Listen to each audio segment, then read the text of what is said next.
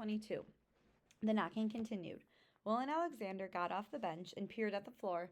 It was covered by a rug that looked like it belonged in a museum, if the museum was a museum of rugs so ugly that they should only be displayed in museums for ugly rugs. They tugged the bench aside, then flipped the rug over. It actually looked better upside down. A hatch, Will cried out. The door popped open, and Theo's very welcome face appeared. Fancy meeting you here, she chirped. She climbed up, her movement somewhat hampered by the very large tools she was holding. It turns out they really do have storage, but it's not in the tower, it's in the tunnels. I found bolt cutters. She beamed at Alexander. That was really brave of you. I had encouragement. With Will's help, they managed to snip the lockets off. Alexander felt much freer without it around his neck. That's one way to break the contract, he said. Then he frowned, struck by a nagging thought. We need to look at that book. We need to get you two out of here, Will said. She ushered them both down and into the tunnel. Her cry of relief when Theo held out her phone was only slightly insulting, since it was definitely more emotional than when she saw Alexander again. But then her joy disappeared as she shrieked, Those monsters! What? Alexander asked, panicked. What do they do? They turned off the Wi-Fi, and I don't have good signal down here. We'll head for... Theo stopped. She was going to lead them outside, but they heard heavy footsteps ahead of them, and then Theo's rocket alarm, the one Will still had in her pocket, began to go off. They were standing at the intersection of 3 tunnels. The path ahead of them led out of the park, but someone was coming toward them from that direction. Will looked down at the twins. Throw the locket and let's run, Alexander said. Will shook her head. No, I'm in charge of you two. I know you think I don't take it seriously, but I do. I love you, twerps. She hugged them fiercely. I'm going to lead him away. When he's gone, you take the tunnel out. Now hide. She pointed to the 3rd tunnel, then sprinted the opposite direction on the way out. What do we do? Theo whispered. The footsteps were running and getting closer as the sound of the locket alarm moved away from them. Hide! Alexander tugged her down the 3rd tunnel. They ducked behind a brick support pillar, then listened as the footsteps continued pursuing Will. Edgar came from the tunnel out of the park, so he knows it's there. If we leave that way, we might not be able to get back in, Theo said. And we have no way of calling Aunt Saffronia or anyone else, and I have no idea how long it will take us to walk to find help. And meanwhile, they might catch Will. And no one will look for Edgar or Mr. Widow. Alexander swallowed hard against the lump of fear in his throat. He wanted to run away like Will told them to, but he didn't think it was the right thing to do. There was a difference between being cautious and being scared. The scared part of him wanted to leave, but the cautious part of him understood that leaving would put other people at risk, people he cared about. Even though staying was scary and technically breaking rules, it wasn't wrong. Rules were funny that way sometimes. So what do we do?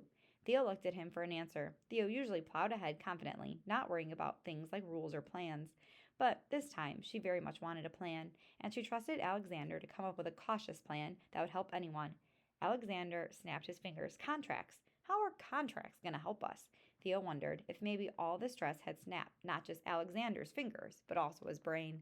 The book. It was filled with contracts, right? Mrs. Widow was determined to get it, and we heard her fighting with Edgar about contracts. There must be something important in there, some reason why all this is happening. Alexander held out his hands, and Theo passed him the book. They crept out of the dark alcove. Theo paused, getting her bearings, then pointed that way to the library. We know they won't look for us there. She led them, climbing up a ladder and testing the floor hatch. It opened easily. The library was warmly lit with a few lamps, but no one was inside. They sat on the floor, heads bowed over the book as Alexander read contract after contract. So? Theo said, bouncing nervously. Shh, Alexander said. I'm reading the fine print. After several contracts, he looked up, eyes wide. I figured it out. What? The employees. They all have ownership in the park. Everyone from the lifeguards to the restaurant host to the chef. Not just the ones related to the widows. Every single employee owns a percentage of the park. Doesn't seem like it would be worth much. No one's visiting. Yeah, that's true, but it also means Mrs. Widow can't sell the park without their approval. Maybe that's why Mrs. Widow wanted to renegotiate the contracts so she can sell and move on. If my husband disappeared in one of my water park attractions, I probably have negative feelings about it. Theo nodded thoughtfully, but it doesn't explain why she brought Edgar in, or why Edgar is insisting he's Edgar, or where Edgar disappeared to, or why they are basically holding us hostage when they caught us looking around. They're acting like guilty people, which makes me think they've done something wrong. Alexander agreed. Part of being a rule follower was being able to recognize people who weren't, and Mrs. Widow and Edgar definitely weren't. He just didn't know which rules they were breaking, though now they had some idea of why. He turned to the back of the book where the park plans were drawn and a few pages were ripped out. I wish Edgar were here. I feel like he could explain everything to us. Wait, let me see that. Theo took the book. Look here, the section that's torn out. It's definitely the section that would have been about the cold, unknowable sea. So there's no way for us to see the layout or the structure, or what might be underneath it. Theo looked up, eyes bright. What if someone removed these pages on purpose to keep it a secret? A secret from who, though? Mrs. Widow? Wouldn't she already know? If she already knew, why look for the book? And why make that spy hole to keep tabs on the cave? Almost every mystery they had started out ended with the cave.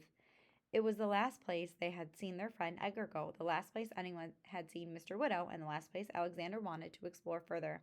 But Theo knew that whatever secrets it held, only way to find out, we need to go to the cold and noble sea. I was afraid you would say that, Alexander sighed, but he tucked the book in his pocket and stood resolute. Let's try not to disappear, okay? They definitely would. Disappear, that is.